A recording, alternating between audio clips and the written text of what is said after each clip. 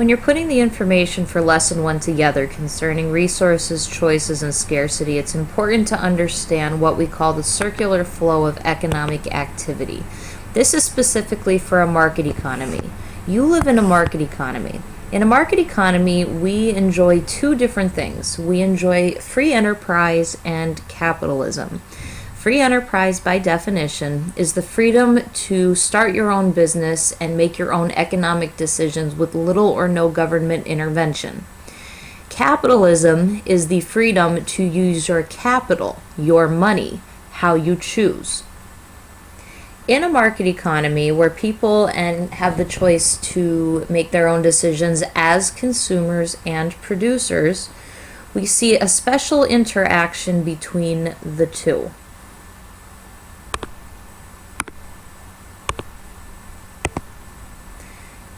Now,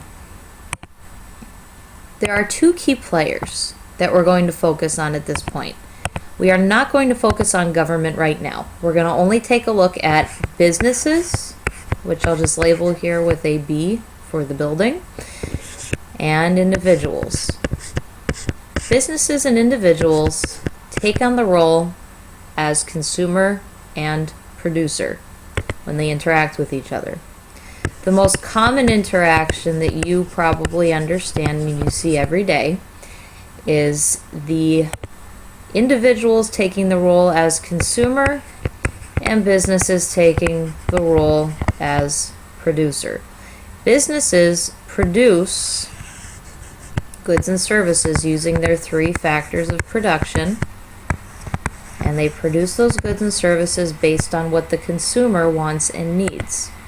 Consumers, in exchange for goods and services, give businesses money. This is the most common interaction in economics. Consumers choose what they want to spend their money on, which goods and services, and different businesses compete with each other as producers to try to satisfy the wants and needs of consumers in order to make a profit. Now, on the other side, on the top side of this diagram, this is where individuals take on the role of producer and businesses take on the role of consumer. Now, we already said that businesses need three things to create goods and services. They need labor, they need land, and they need capital. The combination of these three factors of production is what enables businesses to create goods and services to satisfy the wants and needs of consumers. Where do they get their labor from? From individuals, from employees. So as a producer, when I go to work each day, I produce labor, which is given to the businesses which purchase that labor. Also, let's say that I own a candy company. Well, I'm not going to grow the cotton by myself, I'm not going to harvest the sugar cane by myself, and I don't have a farm where I'm milking the cows. So, there are different individuals throughout the economy that I pay to do that. Those individuals specifically make a living by producing different types of land, materials, and ingredients that businesses use to make their goods or services. And also in my candy business, I'm going to need refrigeration systems. I'm going to need different types of machines. I'm not going to make them myself. I'm going to pay other individuals in the economy who make their living creating those types of machines and tools. Capital can also be money. So I might have other people invest in my business, hence taking money from them. I may have banks give me a loan, hence borrowing money from them. The payments in return for labor, and this is what makes businesses the consumers. Now they're paying for this labor, land, and capital. They're buying them. Well, my labor is purchased with what I call wages. Land is purchased by the economic term called rent. I know that you probably have a different understanding of that word, but in economics we call the payment for land rent. And then the payment for capital is called interest. This flow, this circular flow that you see happening here is non-stop.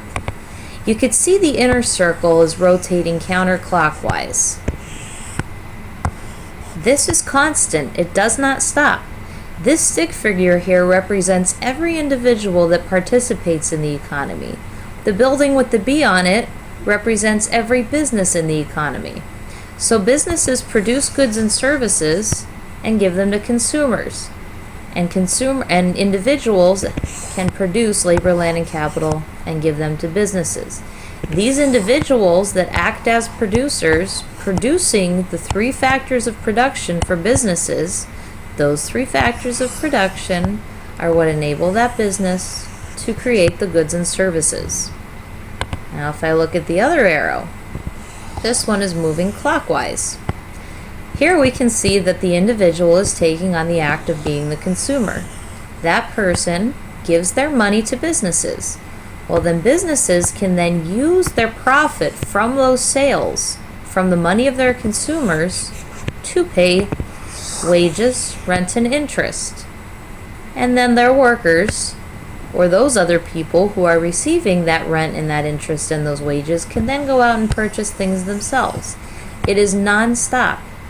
Now, if we ever hit a point where our economy is having a downturn and we are facing what we call a recession, well, that's when unfortunately businesses have to cut back and decrease the amount of labor, land, and capital that they're able to purchase, which means the income for individuals as far as wages, rent, and interest go is going to decrease, which means that the money that they spend in businesses is going to decrease in other businesses, which means less goods and services will be produced by those businesses because they can no longer afford as much labor, land, and capital. In turn, the individuals who produced the labor, land, and capital for them will receive less wages, rent, and interest, and their spending decreases, which affects other businesses' ability to produce, which affects their workers and the people that they purchase land and capital from. And the process continues. And if the process continues to a point where businesses close because nobody is spending anymore, because nobody is receiving an income in the form of wages, rent, and interest, then we face a problem where the circular flow stops circulating. This is usually where government intervention comes in. And government intervention has increased in the economy over time. And we see more inventions nowadays too, with credit card laws that were passed, mortgage laws that were passed, loaning laws that were passed, and even universal health care. Government intervention is something we're going to study in a future chapter. For the sake of this first lesson, in the last week and a half, what you want to make sure that you remember is the main idea that we've started with and the different components of it, which is that individuals, groups, and nations have to make choices on how they're going to use scarce resources to produce the goods and services that satisfy people's wants and needs.